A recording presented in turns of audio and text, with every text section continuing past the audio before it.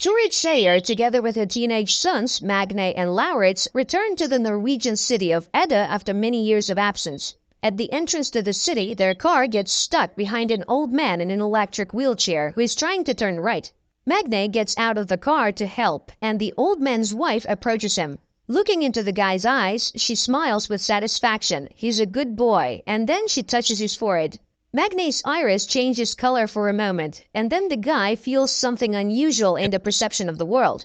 He returns to the car and, trying to close the window, breaks off the window lifter handle. Stunned, Magne turns the thing in his hands and suddenly says that it's going to rain. Mother and brother laugh. There is not a cloud in the sky, and immediately the car is showered with a heavy rain.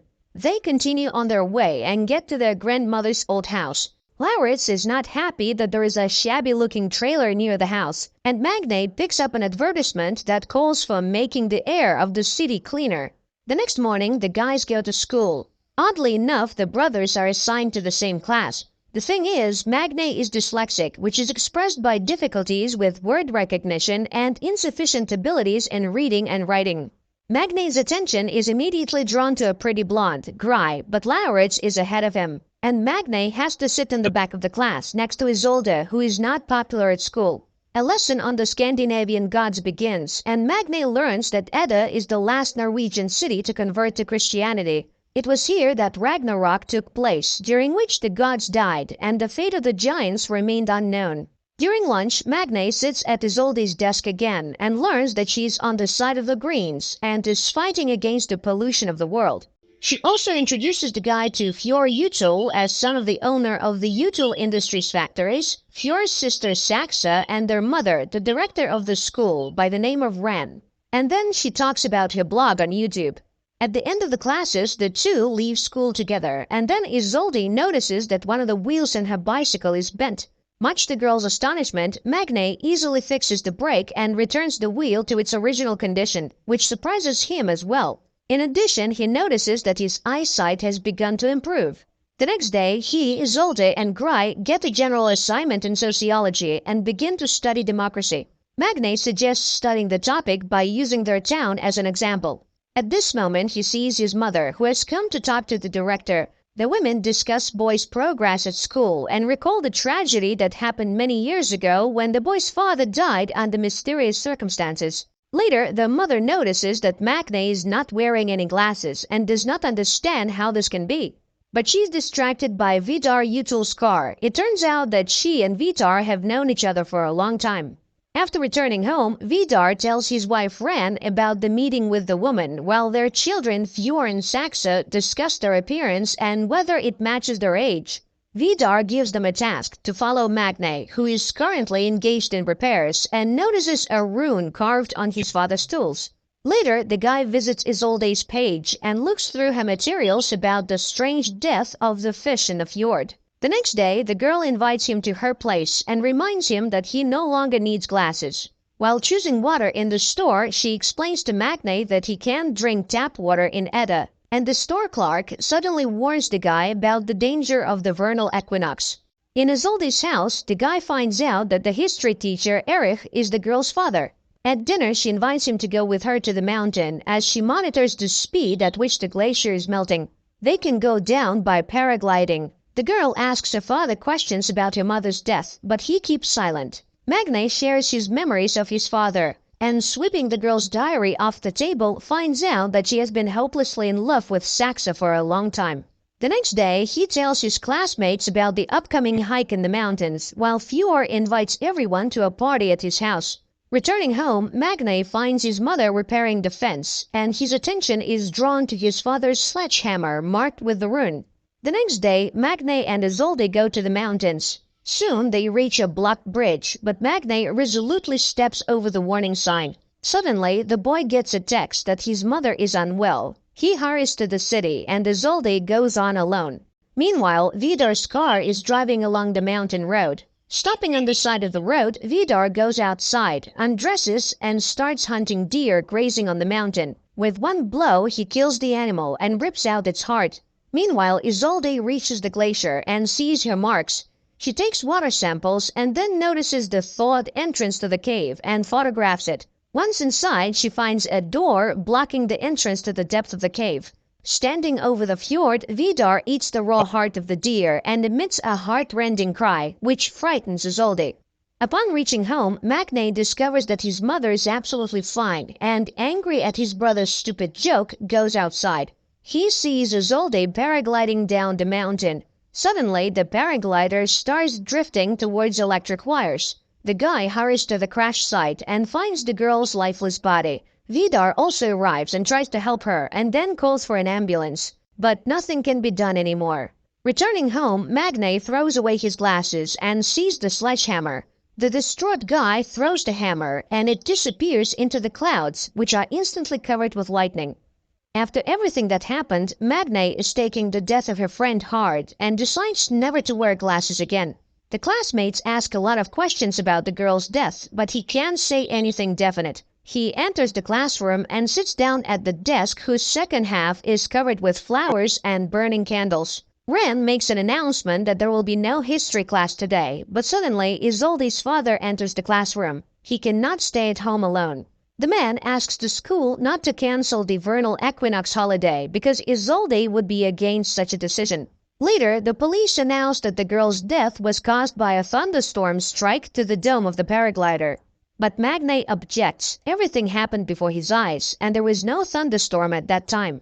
Nevertheless, the case is being closed. On the same day, Vidar asks Stuart to get the insurance money for his car, which was smashed by some madman. And he sends the woman photos in which Stuart recognizes the sledgehammer. She hurries home to ask Magne questions, but he himself is shocked by such an accusation. The guy calculates how far he threw the hammer, 1,537 meters, but this is impossible. Magne buys a new sledgehammer and throws it in a deserted place late at night. And then he calculates the distance, 541 meters, which is several times higher than the world's record for hammer throwing. Meanwhile, Vidar examines the sledgehammer, while Ran speaks about the experiences of the school children, who sincerely mourn the dead girl. And then the husband suddenly admits that he killed Isolde because she found the entrance to the cave. The woman gets angry. They agreed not to touch the children, but since it happened, they need to find Isolde's lost phone. At school, Gry and Magne continue to work on the project together and listen to a warning not to blame the destruction of the planet only on the rich. Later at home, sorting out his mother's things, Lauritz finds an old blouse. Magne invites Gry to work at his house, which leads to a heartfelt conversation about Magne's past. Meanwhile, Tord notices Erich in the store looking lost. She expresses sympathy, and the man is grateful to her for it. Lauritz finds Magne watching the weather forecast. Magne insists that there was no thunderstorm the day Isolde died, and then he admits that it was he who threw the sledgehammer into Vidar's car. But his brother doesn't believe it. The celebration of the vernal equinox begins at school. The classmates show Saxa a photo of an improvised altar at the site of Isolde's death, while Vidar inspects this area in search of the girl's phone. He notices that Magne is visiting the place too. At school, everyone is shocked by the sight of Lauritz, who came to the evening in his mother's blouse and with makeup. The headmistress opens the evening and offers a moment of silence for Isolde. Saxa sings a song about her native land, which is interrupted by the appearance of Magne. Later, Lauritz advises his brother to forget about Gry, because Fjord is already hitting on her. Later, Lauritz starts hitting on Yakutu. Then the headmistress takes the two boys away. Magne sits down with Gry, but Fjord invites the girl to a dance, and the guy has nothing to do but sit and watch. Watching them, he crushes the bottle in his hand, and it shatters into small pieces. He goes to the men's room, where he meets Oscar, whose mother is a police officer, and he blurts out that the girl died from hitting a rock. At this time, hot dancing begins in the hall, and Magne sees the headmistress surrounded by boys. Fjord puts on his music, and he and Saxa begin a strange sensual dance, to which Lauritz joins. The three of them squirm on the dance floor, much to the delight and astonishment of the crowd. Magne goes to Isolde's father's house and informs him about the change in the cause of his daughter's death. He is sure that the police are lying, but the inconsolable father asks to not disturb the peace of his dead daughter. Out of anger, Magne easily moves the multi-ton car in front of the house, which terrifies Erich. At this time, Fjord, Lauritz, and Oscar are going to the altar, and younger Utul, ridiculing people's stupid beliefs, urinates on the burning candles. Oscar manages to record this and upload everything to the internet. Fjord orders the video to be deleted, but it has already gone online. Magne is reviewing numerous notes about violations of environmental regulations by Utul Industries, which Erich shows him. And he throws away the girl's diary because she has the right to personal secrets. And at Utul's house, the owner is feeding his dog when Ran shows him a scandalous photo from the altar. The husband promises to deal with this issue. Saxa is trying to find out at least something new about Magne from Gry, who stayed overnight at their house, but she does not know anything. She goes to the bathroom and witnesses Vidar beating his son. The man is furious. People worship them too and sacrifice to them. Therefore, his son insulted him with his act too. Frightened, Gry hurries to take refuge in Saxa's room. The next day, Isolde's funeral takes place, and everyone goes to church. But returning home, the Sayer family finds their home trashed.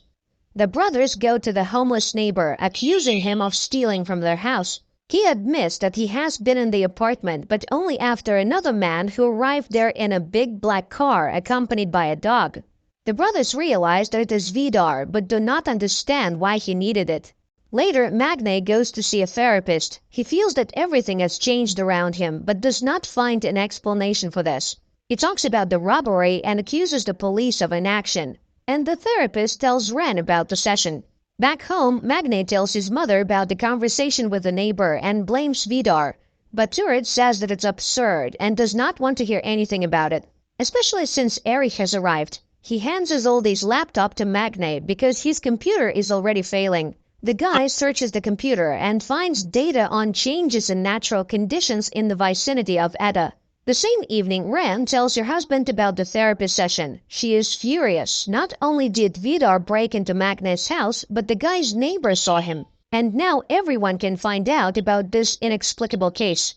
The next day, Gry confesses to Fjord that she saw the beating, and it shocked her. But he changes the topic of the conversation. The girl agrees to ride with him, but Lauritz and Saxa are also in the car. Meanwhile, Magne is talking to a police representative again. He knows for sure that there was no wind that day, but the woman objects. He said that he got to the city in half an hour, and no one can do that. The young people are driving along a mountain road, and Fjord puts on a song in the ancient Icelandic language, which is surprising to Gry. Suddenly, a bird breaks against the windshield of the car. Saxa and Fjord come out to look at it.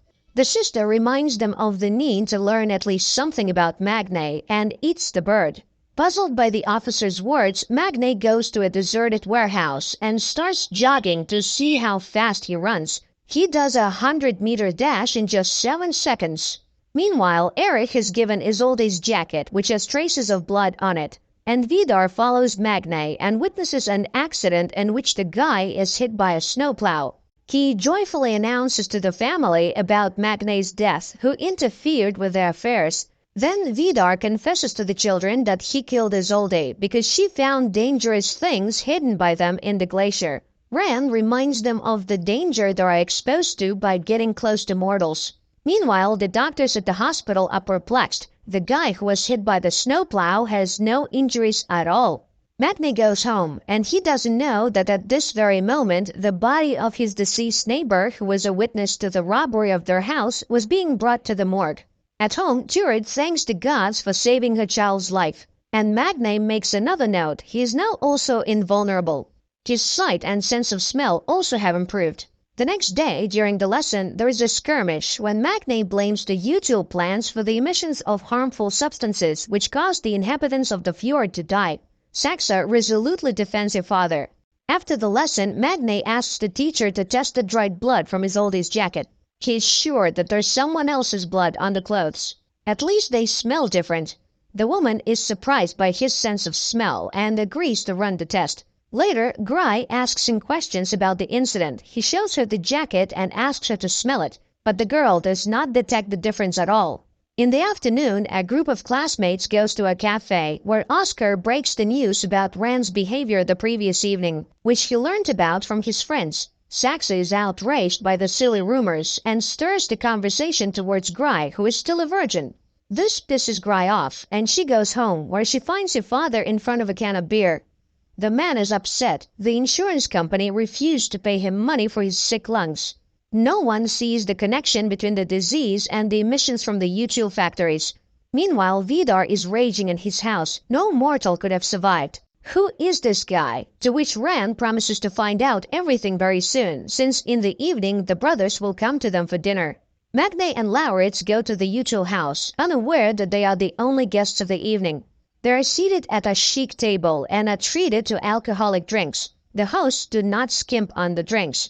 Vidar pours Magne mead, the drink of the ancient gods. Feeling intoxicated, Magne begins to behave inappropriately, and throwing an axe at the target hanging on the wall simply breaks it.